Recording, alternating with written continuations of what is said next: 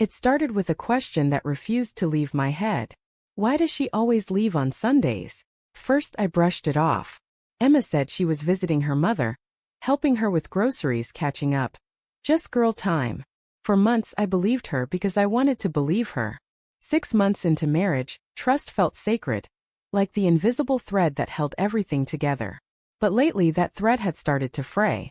It was the small things, the way she silenced her phone when it buzzed, the sudden perfume she never wore before, the slight pause when I asked about her day. None of it screamed guilt, but together, it whispered something I didn't want to hear.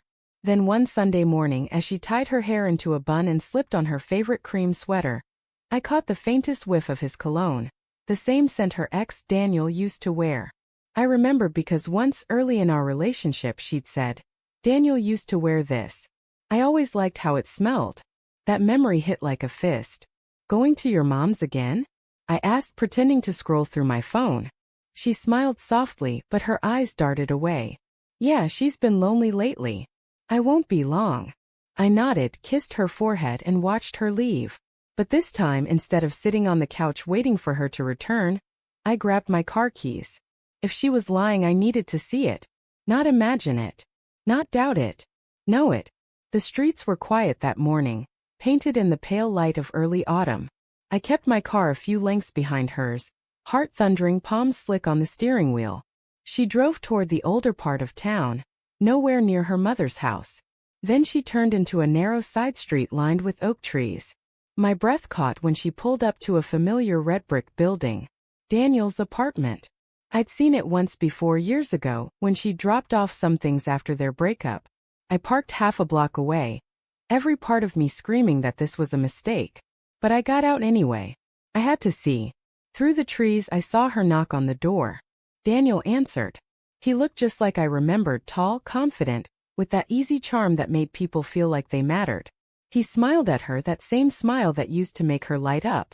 And then she walked inside. No hesitation. No guilt. Just familiarity. I stood there for a full minute, unable to move, unable to breathe. My mind replayed every Sunday morning, the hugs before she left, the love you at the door, the trust one gave her like an offering. She'd been lying every single time. I could have left. I should have. But something inside me broke, something that refused to be quiet anymore. So I walked up the path and knocked. Daniel opened the door again, surprise flickering across his face. "Mark," he said, my name sounding foreign on his tongue. Behind him Emma froze. Her hand was midair, holding a cup of coffee. The color drained from her face. "Hey," I said quietly. "Mind if I join?" No one spoke. The air was thick enough to choke on. Daniel stepped aside slowly, unsure what to do. Emma's lips parted, but no words came out. I walked in, every step heavier than the last. The room smelled like roasted coffee and betrayal. Her scarf was draped on the couch. A half-eaten muffin sat on the table. She'd been comfortable here. Too comfortable. "Mark, I can explain," she started, voice trembling. "Then explain," I said, my voice calm but my hands shaking. Daniel looked between us. "Maybe I should." "Sit down." I cut in, my eyes never leaving hers. "If we're going to have the truth, we'll all hear it." Emma's eyes filled with tears. "It's not what you think." "Really?" I said bitterly. "Because it looks exactly like what I think." She took a deep breath, clutching the coffee cup as if it could anchor her. "I come here sometimes to talk. That's all. I know how it looks, but I swear it's not physical. Daniel was my best friend before he was my boyfriend. I just never really let go of that connection." "Connection," I repeated, laughing without humor. "You're married, Emma. To me. You lied every week to see another man. What do you call that if not betrayal?" Her eyes pleaded. "It's not betrayal if—" "Yes, it is," I snapped. "Every Sunday you chose him over me. Every time you lied, you made that choice again." Silence fell like glass shattering. Daniel shifted uncomfortably. "She came here because she was confused," he said softly. "But she never crossed a line. I wouldn't let her." I turned to him. "Then you knew she was married, and you still let her come here?" He lowered his eyes. "She said you two were going through a rough patch." I let out a broken laugh. "We weren't. Until now." I left before either of them could say another word. I didn't slam the door, didn't yell, didn't look back. The only sound was my own heartbeat pounding in my ears. When I got home, I sat in silence for hours. Her coffee mug still sat on the counter from that morning, lipstick on the rim. Our wedding photo smiled down at me from the wall. Two people who thought they'd found forever. That night, when she came home, her eyes were swollen. She dropped her keys and whispered, "Mark, please. I made a mistake. I didn't cheat, I swear.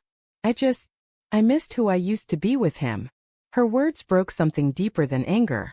"You missed who you were," I said quietly. "But I'm the one who's been paying for it." She stepped closer, tears falling freely. "I love you." I shook my head. "Maybe you do. But not enough to tell me the truth." I didn't file for divorce immediately. I couldn't. Part of me still loved her, still remembered the way she laughed, the warmth of her hand in mine. But every time Sunday came around, every time I heard the clock strike 10, I felt that same hollow ache in my chest. Trust, once broken, doesn't mend easily. It leaves cracks, small, invisible ones that spread quietly until one day, the whole thing collapses. A few weeks later, I packed a bag. As I walked out, Emma stood by the door, trembling. "So this is it," she whispered. I looked at her for a long moment. "You ended it long before I did." And then I left.